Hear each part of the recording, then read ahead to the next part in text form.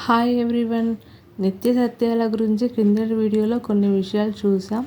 ఇంకా మరికొన్ని ఇప్పుడు చూద్దాం. ముందుగా నా ఛానల్ని లైక్ చేసి సబ్స్క్రైబ్ చేసి కామెంట్ అయితే చేయండి. పురాణాలు చెప్పే వ్యక్తి సర్వోత్తముడు, అటువంటి వారిని నిందించరాదు.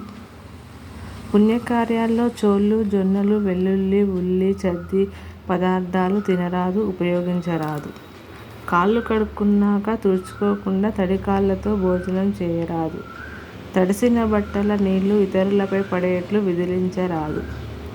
ఎటువంటి పరిస్థితులలోనూ ఆత్మహత్య చేసుకోరాదు. అలా చేసుకున్న వారు కొన్ని వేల జన్మలు పిశాచ జన్మలెత్తి వికలాంగులై పుడతారు.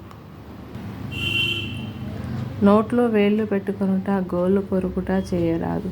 పుష్కర స్నానాదులలో చొక్కాతో స్నానం చేయరాదు. కండువ మాత్రమే ఉండవలెను.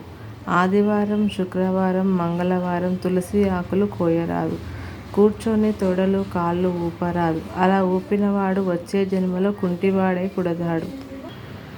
చీకటి పడ్డాక పువ్వులు, ఆకులు చెట్ల నుండి తుంచరాదు. నిద్ర నుండి లేవగానే ముందుగా అరచేతులను దర్శించి వామన నామస్మరణ చేయాలి.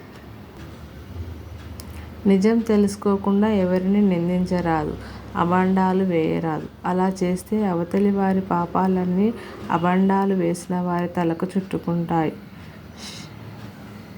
శవాన్ని శ్మశానం దాకా మోసినా, శవాన్ని ఇంటి దగ్గర ఉండడానికి అనుమతిచ్చినా మనం స్వర్గానికి పోతాం.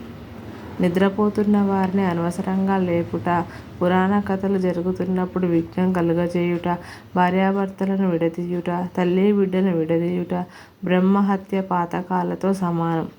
వ్రేల పాల లేకుండా నిద్రించే వారి విషయంలో వర్తించదు.